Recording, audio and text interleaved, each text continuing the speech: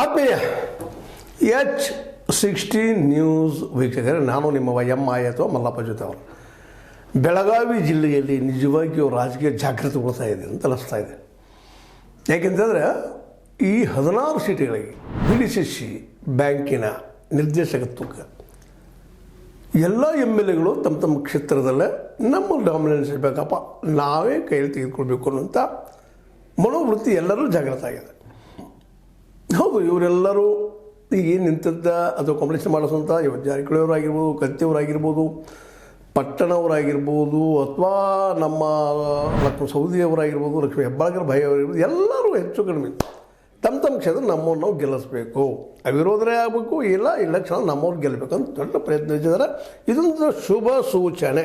ಯಾಕಪ್ಪ ಅಂತಂದರೆ ಇಲ್ಲೇ ಕೇವಲ ಒಂದೇ ಕುಟುಂಬ ಡಾಮಿನೆನ್ಸಿ ಮಾಡೋ ಸಾಧ್ಯತೆಗಳು ಭಾಳ ಕಡಿಮೆ ಆಗ್ತಾಯಿದೆ ದಿನದಿಂದ ದಿನಕ್ಕೆ.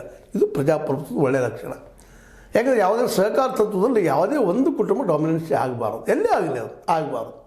ಆಯ್ತಪ್ಪ ಅಂತಂದರೆ ಸಹಜವಾಗಿ ಆ ವ್ಯಕ್ತಿಗಳು ತಮಗೆ ಬೇಕಾದಂಥ ವ್ಯವಸ್ಥೆಯನ್ನು ಮಾಡ್ಕೊಳ್ಳೋಕ್ಕೆ, ತಮಗೆ ಬೇಕಾದವ್ರು ಸಾಲ ಕೊಡೋದಕ್ಕೆ, ಮತ್ತೇನು ಮಾಡೋದಕ್ಕೆ ವ್ಯವಸ್ಥೆಗಳು ಆಗ್ತಾಯಿರ್ತವೆ. ಅದು ಇವತ್ತು ಎಲ್ಲರೂ ಭಯ ಮುಡಿಸಿಬಿಟ್ಟದ. ಹೌದಪ್ಪ, ನಾವೆಲ್ಲರೂ ಶ್ರಮದಿಂದ ಕಟ್ಟಿದ್ದೀವಿ BDCC ಬ್ಯಾಂಕನ್ನು, ಯಾರದೂ ಒಬ್ಬರು ನಾಳೆ ಬಲಿಯಾಗಿ ಲಾಸ್ ಆಗಬಾರ್ದು ಅನ್ನೋಂಥ ಭಯ ಎಲ್ಲರಲ್ಲೂ ಅದ. ಹೀಗಾಗಿ ಅದನ್ನು ಎಲ್ಲರೂ ಇರಲಿ, ಅವರು ಇರಲಿ, ಇವರು ಇರಲಿ, ಸಹಕಾರ ತತ್ವದಲ್ಲಿ ನಾವು ಮಾಡೋಣ ಅಂತೇಳಿ ಪ್ರತಿಯೊಂದು ಕ್ಷೇತ್ರದಲ್ಲೂ ಈ ಆಯಾಯ MLAಗಳ ಸಂಬಂಧಿಗಳು ಮತ್ತು ಇಲ್ಲೂ ಸಂಬಂಧಿಗಳು ಹೆಚ್ಚಿಗೆ ಟ್ರಸ್ಟ್ ಮಾಡ್ತಾಯಿದ್ದಾರೆ. ಉದಾಹರಣೆಗೆ ಲಕ್ಷ್ಮೀಬಾಯಿ ಹೆಬ್ಬಾಳ್ಕರ್ ಅವರ ತಮ್ಮ ಚಂದ್ರ ಶೆಟ್ಟಿಹೊಳಿಯವರಾಗಿರ್ಬೋದು, ಅದೇ ಕಾಲಕ್ಕೆ ನಮ್ಮ ಇದೇ ನಮ್ಮ ಯಾದವಾಡ ಅವರ ಏನಪ್ಪ ಸಂಬಂಧಿಕರು ಅಥವಾ ಅವರ ಮಗ ಅವರು ಅಲ್ಲೇ ತಮ್ಮ ತಾಲೂಕಿನಲ್ಲ, ಅದೇ ಕಾಲ ಕತ್ತಿಯವರು ತಮ್ಮ ತಾಲೂಕಿನ ತಮ್ಮ ಮಕ್ಕಳು ಎಲ್ಲರೂ, ಮತ್ತು ಜಾರಕಿಹೊಳಿಯವರು ತಮ್ಮ ತಾಲೂಕುಗಳಲ್ಲೇ ತಾವು ಓಡಾಡ್ತಾ ಇದ್ದಾರೆ, ಪ್ರಯತ್ನ ಮಾಡ್ತಾಯಿದ್ದಾರೆ. ಅದೇ ಕಾಲಕ್ಕೆ ಕೋರಿಯವರು ತಮ್ಮ ಏರಿಯಾದ ತಮ್ಮದನ್ನು ಡಾಮಿನೆನ್ಸ್ ಮಾಡ್ಕೊಳ್ತಾರೆ, ಅವರು ಓಡಾಡ್ತಾ ಇದ್ದಾರೆ. ಹೀಗಾಗಿ ಇದೊಂದು ಏನಾಗಿಬಿಡುತ್ತಪ್ಪ ಅಂದ್ರೆ ಪ್ರಜಾಪ್ರಭುತ್ವ ನೆಲೆಗಟ್ಟಿನಲ್ಲಿ ಇದು ಇನ್ನೇನು ಇದು ಹೊಂದಾಣಿಕೆ ರಾಜಕಾರಣಕ್ಕಿಂತ ಇಲೆಕ್ಷನ್ ಆಗೋದು ಭಾಳ ಉತ್ತಮ. ಯಾಕಪ್ಪ ಅಂತಂದ್ರೆ ಸಹಜವಾಗಿನ ಯಾರು ಜನರಿಂದ ಆಯ್ಕೆ ಆಗಿರ್ತಾರೆ, ರೈತರಿಂದ ಆಯ್ಕೆ ಆಗಿರ್ತಾರೆ, ಅವ್ರು ರೈತರ ಪರ ಒಂದು ಡಿಸಿಷನ್ ತೊಗೊಳ್ಳಿಕ್ಕೆ ಸಾಧ್ಯದ. ಆದರೆ ಯಾವುದೇ ಒಂದು ಕುಟುಂಬದ ಪರವಾಗಿ ಆಯ್ಕೆ ಆದರೆ ಹೊಂದಾಣಿಕೆ ರಾಜಕಾರಣ ಮಾಡಿಲ್ಲ ಅವರು ಒಳಗೆ ಕಾಂಪ್ರಮೈಸ್ ಆಗುವಂಥ ಸಾಧ್ಯತೆ ಹೆಚ್ಚಾಗಿ ನಮಗೆ ನೀವು ಸಹಾಯ ಮಾಡಿದ್ರೆ ನಿಮಗೆ ನಾವು ಸಹಾಯ ಮಾಡ್ತೀವಿ ಅನ್ನೋಂಥ ಒಂದು ರಾಜಕೀಯವೂ ನಡೀತದೆ. ಈಗ ಅಂಥದ್ದು ನೋಡ್ತಾ ಇದ್ವಿ ನಾವು ಸಾಕಷ್ಟು.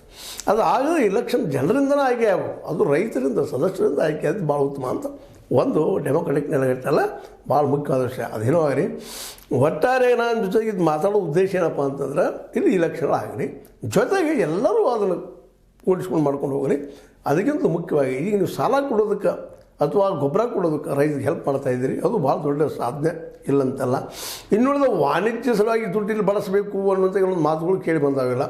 ವಾಣಿಜ್ಯಕ್ಕಾಗಿ ರೈತರ ದುಡ್ಡನ್ನು ಬಳಸೋದಕ್ಕಿಂತಲೂ ಆ ವಾಣಿಜ್ಯಕ್ಕೆ ಬಳಸಬೇಕು ಅನ್ನೋದನ್ನು ನಾನು ಈಗ ಮೇಲ್ಮೇಲೆ ಪ್ರತಿಪಾದನೆ ಮಾಡ್ತಾಯಿದ್ದೀನಿ. ಇದನ್ನು ಯಾರು ಒಪ್ತಾರೋ ಏನೋ ಬಿಡ್ತಾರೋ ಗೊತ್ತಿಲ್ಲ, ಬಟ್ ರೈತರು ಮಾತ್ರ ಒಪ್ತಾರೆ. ಇದನ್ನು ಪ್ರತಿಯೊಂದು ಹಳ್ಳಿಗೆ ಅಥವಾ ಪ್ರತಿಯೊಂದು ಪಂಚಾಯತಿಗೆ ಗೋಡೌನ್ ಕಟ್ಕೊಳ್ಬೇಕು ಅನ್ನುವಂಥ ಮಾತನ್ನು.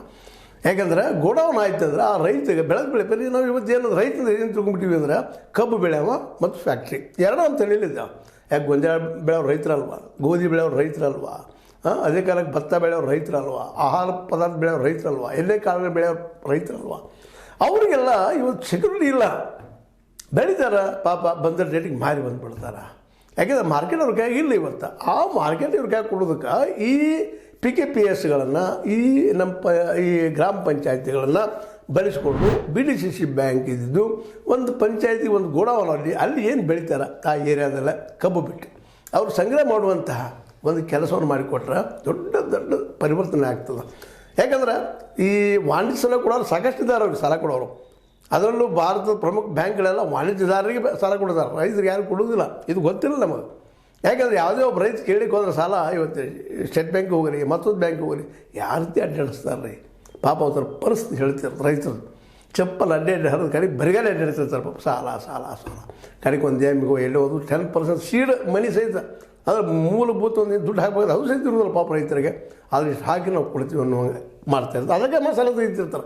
ಸ್ವತಃ ನನ್ನ ಜೀವನದಲ್ಲಿ ಆದಂಥ ಅನುಭವಗಳು ನಾವು ಸಾಲ ತೆಗೆದ್ರೆ ಮತ್ತು ಸಾಲ ಕೊಟ್ಟು ಶೀಟ್ ತೆಗಿಸೋ ಶೀಟ್ ಮನೆ ತೊಗೊಳಗೆ ಮತ್ತು ಸಾಲ ಮಾಡುವಂಥ ಅನೇಕ ರೈತರಿದ್ದಾರೆ, ಒಬ್ಬರು ಇಬ್ಬರು. ಅಂಥವ್ರ ಸಲುವಾಗಿ ನೀವೇನು ಮಾಡ್ತಾಯಿದ್ದೀರಿ ಅನ್ನೋದು ನಿಮಗೆಲ್ಲರಿಗೂ ಏನು ಪ್ರಯತ್ನ ಮಾಡ್ತಾಯಿದ್ದೀರಿ. ನೀವು ಆಗಿರಿ ನಿರ್ದೇಶಕ, ನೀವು ಆಗ್ತೀರಿ. ಯಾಕಂತಂದ್ರೆ ಇಲ್ಲಿ ಹುಡುಗ ಬಂಡವಾಳ ನಿಮ್ಮ ಬಂಡವಾಳದ ಅಲ್ಲಿ ಹೇಳ್ತೀರಿ, ಮಾಡ್ತೀರಿ. PKPS ನಿಮ್ಗೆ ಮತನೂ ಹಾಕ್ತಾರೆ. ಅಲ್ಲಿ ಲೋಕಲ್ ಯಾರು ಇದ್ದಾರಪ್ಪ, ಅಲ್ಲಿ MLA ಡಾಮಿನೆಂಟ್ ಇರ್ತಾನೆ ಯಾವುದಾದ್ರು. ಆ MLA ಅವರೇ ಆಗ್ಬೋದು, ಅವರ ಅತ್ಯಂತ ಪ್ರಬಲ ಸಮೀಪ ವ್ಯಕ್ತಿ ಆಗ್ಬೋದು. ಇದಾವುದೇನಪ್ಪ ಅಂದ್ರೆ ಈಗ ನಡೆದದ್ದು ಏನಂತ ತಿಕ್ಕಾಟ MLAಗಳ ಮಧ್ಯದಲ್ಲಿ ನಡೆದಂಥ ಇದೊಂದು ಚುನಾವಣೆ. ಹೀಗಾಗಿ ಇದು ಚುನಾವಣೆ ಆದಷ್ಟು ಭಾಳ ಯಾಕೆ ರೈತರಿಗೆ ಕೇಳಿ ಹೋಗ್ತಾಗ್ತದೆ. ನಾವು ಆಯ್ಕೆ ಮಾಡ್ತಂದೀವಪ್ಪ, ನಮ್ಗೆ ಮಾಡಿಕೊಡ್ರಿ. ರೈತರು ಡಿಮಾಂಡ್ ಇವತ್ತು ಮಾಡಬೇಕಾಗಿದ್ದೇನಪ್ಪ ಅಂದ್ರೆ ನಮಗೆ ಗೋಡೌನ್ಗಳು ಮಾಡಿಕೊಡ್ರಿ. ಸಾಲ ಅಂತ ಕೊಡ್ತಿದ್ರಿ. ಈಗ ನಮ್ಗೆ DCC ಬ್ಯಾಂಕ್ ಇದ್ದು ನಮ್ಗೆ ಸಾಲ ಕೊಡ್ತದೆ ಈ ನಮ್ಮ ಪತ್ತಿನ ಮೂಲಕ, PKPSಗಳ ಮೂಲಕ. ಅದ್ರ ಜೊತೆಗೆ ಇದನ್ನು ಮಾಡಿಕೊಟ್ರೆ ಗೊಬ್ಬರ ಕುಳಿತೀವಿ, ವಡ್ಡಿ ಇಲ್ಲ. ಆದರೆ ನಾವು ಕೇಳ್ತಾ ಇರೋದು ನಾವು ಬೆಳೆದ ಬೆಳೆಯನ್ನು ಸಂಗ್ರಹ ಮಾಡಿಡೋದಕ್ಕೆ ವ್ಯವಸ್ಥೆ ಮಾಡಿದ್ರೆ ಅಲ್ಲೇ ಒಂದು ನಮ್ಮ ಮಾರ್ಕೆಟ್ ಮಾಡ್ಕೊಳ್ಳೋಕೆ ನಮಗೆ ಸಾಧ್ಯ ಆಗ್ತದೆ. ಅದನ್ನು ನಮ್ಮ ಹಳ್ಳಿಯ ಜೀವನದಲ್ಲಿ ಇರುತ್ತಿರುವಂಥ ಕಲಿತ ಮಕ್ಕಳಿಗೆ ಉದ್ಯೋಗ ಸಿಗ್ತದೆ ಅನ್ನೋಂಥ ವಾದವನ್ನು ನಮ್ಮ ರೈತರು ಮಾಡಬೇಕಾಗಿದೆ. ಇವತ್ತು ಈ ಎಲ್ಲ ನಾಯಕರು ಕೇಳಬೇಕಾಗಿದೆ. ಎಲ್ಲ ನಾಯಕರು ಇವತ್ತು ಬಲಿಷ್ಠ ಇದ್ದಾರೆ, ಯಾರೂ ಕಡಿಮೆ ಇಲ್ಲ. ಎಲ್ಲರೂ ಇವತ್ತು ಆರ್ಥಿಕ ಸುಭದ್ರಿದ್ದಾರೆ. ಅದಕ್ಕೆ ಈ BDC ಬ್ಯಾಂಕ್ ಒಳ್ಳೆ ಕೆಲಸ ಮಾಡಲಿಕ್ಕೆ ಅವ್ರನ್ನ ಕೂಡ್ತಾ ಇದ್ದಾರೆ. ಭಾಳ ಸಂತೋಷ. ರೈತರ ಬಗ್ಗೆ ಕತ್ತಿಯವರು ಒಳ್ಳೆಯ ಅಭಿಪ್ರಾಯ ಹೊಂದಿದ್ದಾರೆ, TB ಪಾಟೀಲರು ಒಳ್ಳೆಯ ಅಭಿಪ್ರಾಯ ಹೊಂದಿದ್ದಾರೆ, ನಮ್ಮ ಜಾರಕಿಹೊಳಿ ಸಹೋದರರು ಅವರು ಒಳ್ಳೆಯ ಅಭಿಪ್ರಾಯ ಹೊಂದಿದ್ದಾರೆ. ರೈತರು ಒಳ್ಳೆಯದಾಗಬೇಕು ಅನ್ನುವಂಥ ಮಾತನ್ನು ನಿಜವಾಗಿ ಅವ್ರು ಕಳ್ಕೊಳ್ಳಿ. ಇವತ್ತು ನಮ್ಮ ರೈತರು ಉಪಯೋಗ ತಗೋಬೇಕಾಗ ರೈತರ ಒಂದು ಜವಾಬ್ದಾರಿ ಅದು. ಹೌದು, ಇಷ್ಟೆಲ್ಲ ಒಳ್ಳೆಯ ಜನ ಇದ್ದಾಗ ನಿಮ್ಗೆ DCC ಬ್ಯಾಂಕಿನ ಬರೋ ಸಾಲ ಅಷ್ಟೇ ಯಾಕೆ, ನಿಮ್ಮ ಬೆಳೆದ ಬೆಳೆಗೆ ಮಾರ್ಕೆಟ್ ಬರುವಂಥದ್ದು ಯಾಕೆ ಮಾಡ್ಕೋಬಾರ್ದು? ಎಲ್ಲರೂ ಸರ್ಕಾರ ಯಾಕೆ ಮಾಡಬೇಕು? ಸಹಕಾರದ ಗಟ್ಟಿನಲ್ಲೇ ಸಹಕಾರ ಸಂಘಗಳು ಕಟ್ಕೊಂಡಿದ್ದೀರಿ ನೀವು. ಇವತ್ತು DCC ಬ್ಯಾಂಕ್ ಅದ್ರ ಹೆಡ್ ಅದ. ಅದರ ಮೂಲಕ ನೀವು ಸಹಕಾರ ಸತ್ತದ ಮೇಲೆ ಇವುಗಳನ್ನ ಮಾಡಿದರೆ ಇನ್ನೂ ಹೆಚ್ಚು ಅನುಕೂಲ ಆಗ್ತದೆ. ಯಾಕಂದ್ರೆ ಈಗಾಗಲೇ ಇದ್ದಂಥವ್ರು ಇಲ್ಲೇ ಭೂಮಿ ಇದ್ದಂಥವ್ರು ಇದ್ದೀರಿ DCC ಬ್ಯಾಂಕಿನ ಮೆಂಬರ್ಗಳು. ಆ ಭೂಮಿ ಇದ್ದವ್ರಿಗೆ ಇನ್ನಷ್ಟು ಅನುಕೂಲ, ಸಾಲ ಕೊಡ್ತಾ ಇದ್ದಾರೆ. ಆದ್ರೆ ಬರೀ ಪ್ರತಿ ವರ್ಷ ಏನಾಗ್ತಾ ಇದೆ ಅಂದ್ರೆ ಇವೇನು ಕಬ್ಬಿಗೆ ಕೊಡ್ತಿರ್ತಾರೆ, ಕಬ್ಬದ್ದು ನಿಮಗೆ ಗೊತ್ತದೆ. ಈಗ ಹೇಳಿದಂಗೆ ವಿಶೇಷವಾಗಿ ಫ್ಯಾಕ್ಟ್ರಿಗಳಿರ್ತಾವೆ. ಫ್ಯಾಕ್ಟ್ರಿಗಳಿದ್ದು ಏನು ಮಾಡ್ತಾರಪ್ಪ ಅಂತಂದ್ರೆ ಅದೇನು 3,000 ಕೊಡ್ತಾರೋ 2,000 ಕೊಡ್ತಾರೋ ರೈತರಿಗೆ ಅವ್ರಿಗೆ ಬಿಟ್ಟಂಥ ವಿಷಯ.